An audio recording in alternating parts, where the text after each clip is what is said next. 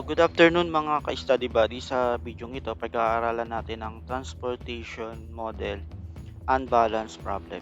Sa previous lesson natin, pinag-aaralan natin yung tatlong method, yung Northwest Corner Rule, Least Cost Method or LCM, and yung BOM method. And nag-solve tayo nung balance problem, kung saan madedetermine natin na balance ang isang problem kung equal ang ating supply and demand. And this time, i-discuss natin or pag-aaralan natin yung unbalanced problem. Whereas, yung ating supply and demand is not equal.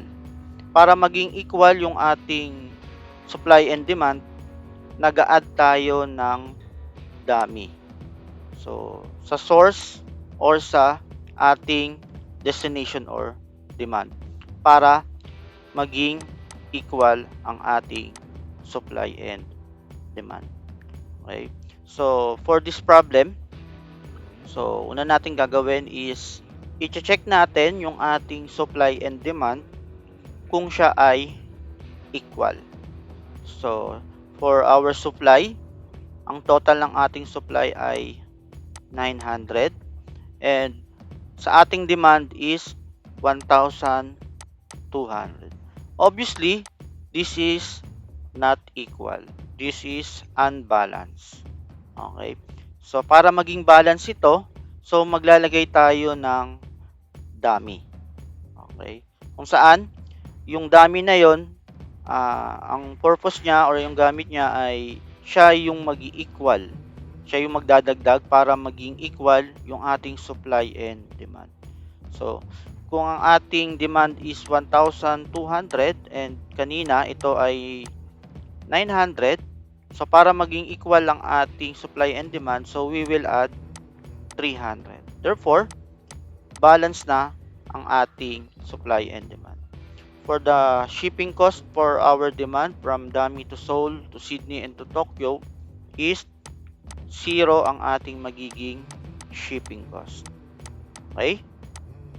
So, kung ang ating problem naman ay ganito, ang setup, for example, so yung ating supply ay 1,200 and yung ating demand ay 900, para maging equal, so sa column naman tayo maglalagay ng ating dami dito sa ating demand or our destination. So, ito ay 300. So, para maging equal, so, total niya na ay 1,200 and ang ating shipping cost is 0. Okay? So, balik na tayo sa ating original problem. So, this is our new tableau. Okay? Then, gagawin na natin yung ating Northwest Corner Rule. So, yun lang naman yung pagkakaiba sa balance tsaka sa unbalance. So, sa unbalance, so, maglalagay tayo ng dummy.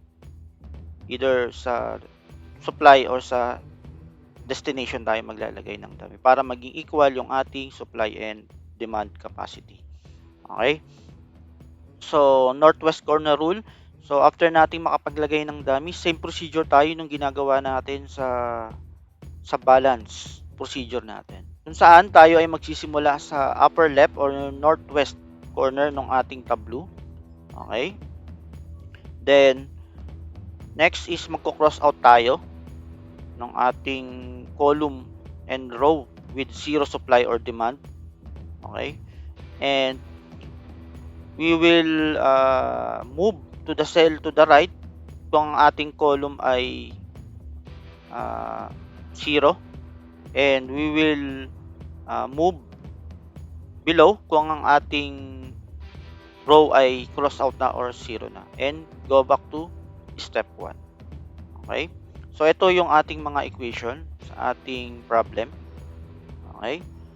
So, let's start. So, magsisimula tayo from northwest corner, this point, saan ito yung ating x sub 11. So, based sa ating supply and demand, so we will supply 300 dahil meron lang capacity ang Hanoi na factory na 300. So going to Seoul, 300.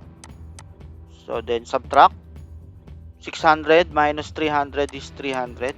Then ito ay 0 and cross out.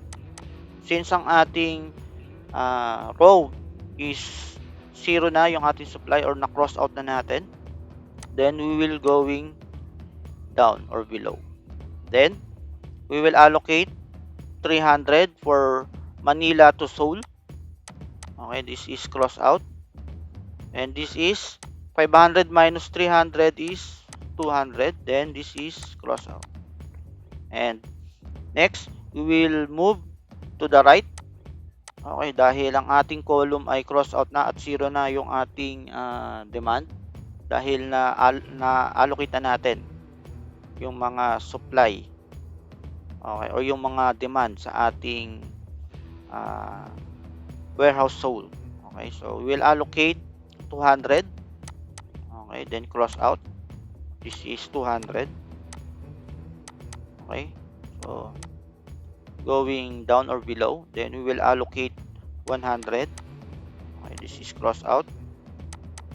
So this is 100. Then allocate tayo ng 100 from Dami to Sydney. Then this is 200 and 200. So therefore, ito na yung ating magiging shipping route.